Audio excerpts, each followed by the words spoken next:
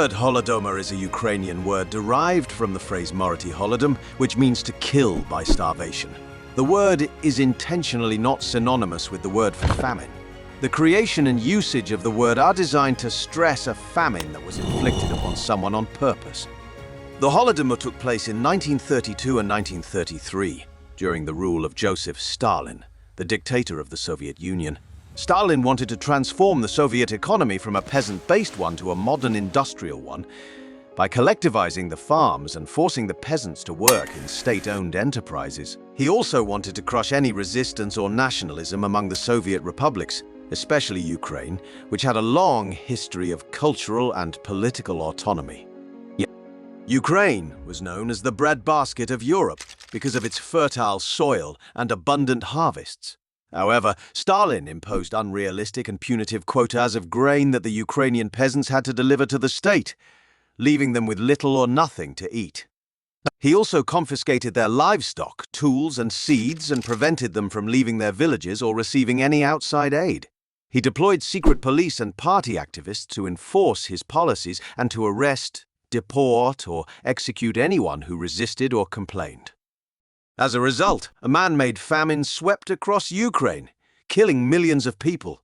The exact number of victims is still disputed, but some estimates range from 3.9 million to 10 million. The famine was so severe that some people resorted to cannibalism, eating the corpses of their relatives or neighbors, or even killing their own children for food. The famine also affected other regions of the Soviet Union, such as Russia and Kazakhstan, but it was most devastating and deliberate in Ukraine.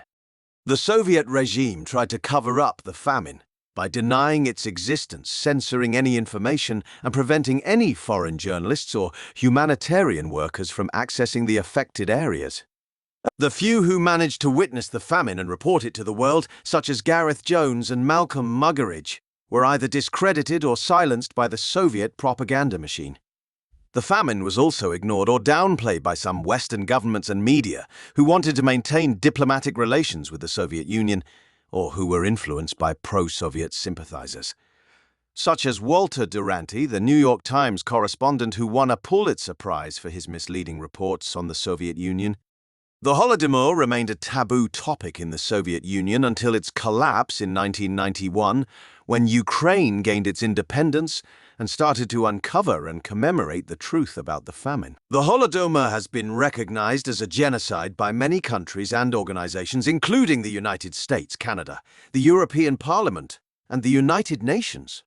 However, Russia and some other countries still deny or dispute the genocidal nature of the famine and claim that it was a natural disaster or a common tragedy that affected all Soviet peoples. The Holodomor was a tragic example of how a totalitarian regime can use hunger as a weapon of mass destruction and how a powerful ideology can blind people to the suffering of others. The Holodomor is also a testament to the courage and resilience of the Ukrainian people, who, despite their unimaginable ordeal, managed to survive and preserve their identity and culture. The Holodomor is a reminder of the importance of human rights and dignity and the need to prevent and condemn any acts of genocide and crimes against humanity. Thank you for watching this episode of Untold History. If you enjoyed it, please like, share, and subscribe to our channel. See you next time.